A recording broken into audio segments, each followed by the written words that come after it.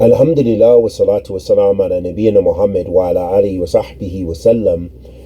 Amma ba'da, habati fillah. Assalamu alaikum rahmatullahi wa barakatuh. A question was asked, does Islam really encourage marriage? Why can't I just stay single? And this is a question that some of our brothers and sisters, and more so sisters, some of them as they get older or they've been through various marriages and divorces and situations and scenarios, that there are more and more Muslim women taking, I guess, a type of delight in being single, that they actually feel, some of them, that being single is better than being married because of the negative experiences that they have. And this is a mistake. But it does not negate the fact that some people have had atrocious experiences, bad and negative experiences with their exes.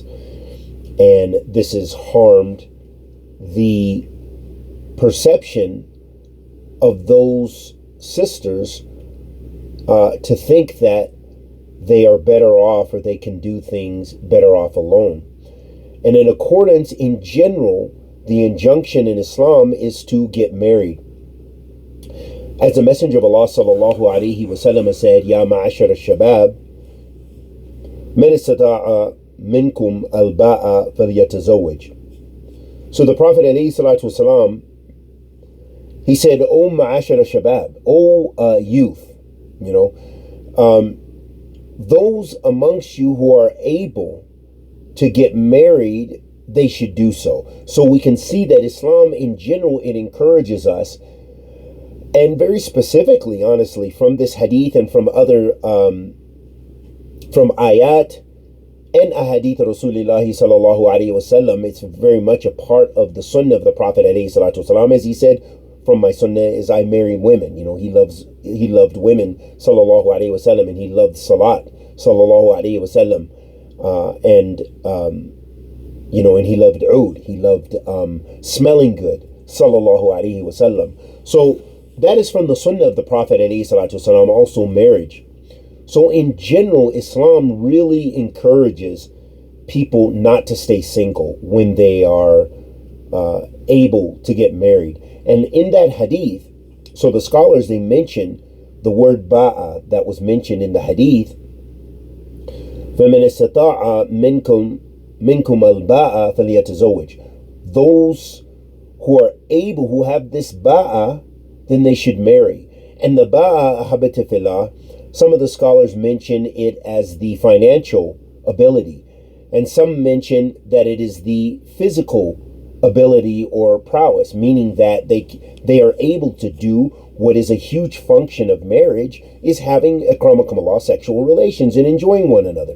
So because that is a huge part of marriage and a healthy life in general, that Islam encourages that, and it encourages it through what? Through the institution of marriage.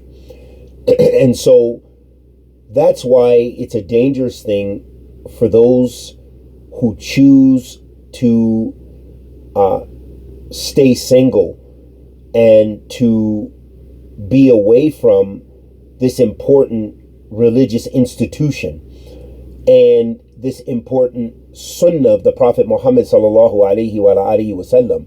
So Islam encourages us to look for righteous companions. So as men, we should look for a good religious woman, and obviously, and then your other preferences as well. But you want her deemed to be good or acceptable, that she has some piety and so forth. It doesn't mean she has a lot of knowledge necessary, but she's pious. She practices and prays and is trying to do good.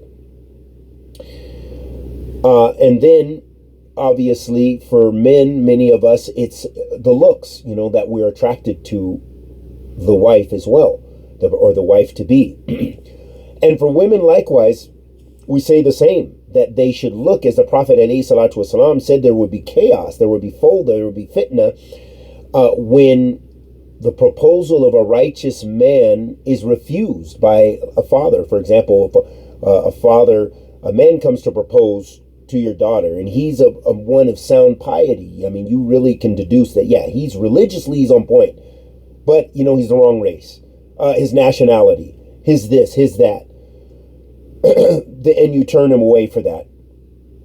Now, I don't say that we don't have maybe particular preferences and we're not looking out for other things, but you don't want to be of those who fit in that hadith and are a source of spreading evil throughout the earth because of turning away someone who was righteous and, they fit your criterion in general. Maybe you do have an issue with them being from another country, meaning that they don't live in your country. You don't want to give your daughter to someone who's going to take her to the continent of Africa or in the Arab Peninsula or whatever. You want your daughter maybe to be close to you in Canada or America or the UK or whatever.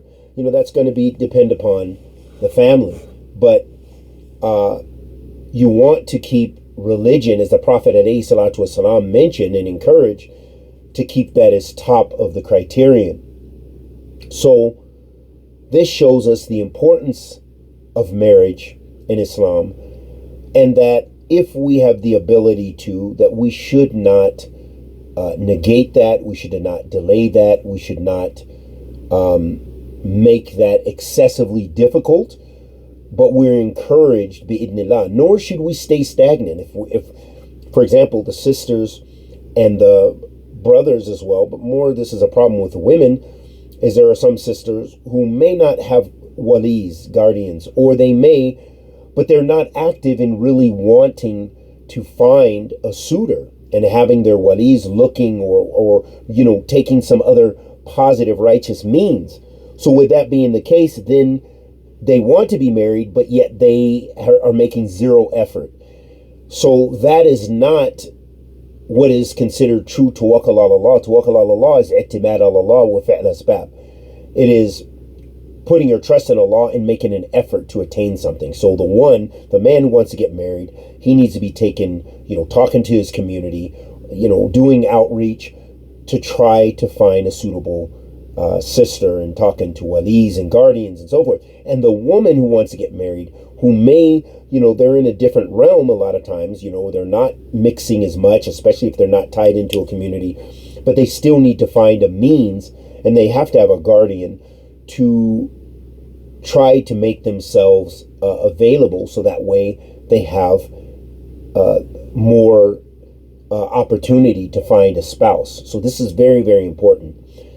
And we ask Allah subhanahu wa ta'ala, the Almighty, to accept our good and forgive our evil and make all of our affairs easy and good. Wa sallallahu wa sallam ala nabiyyina Muhammad.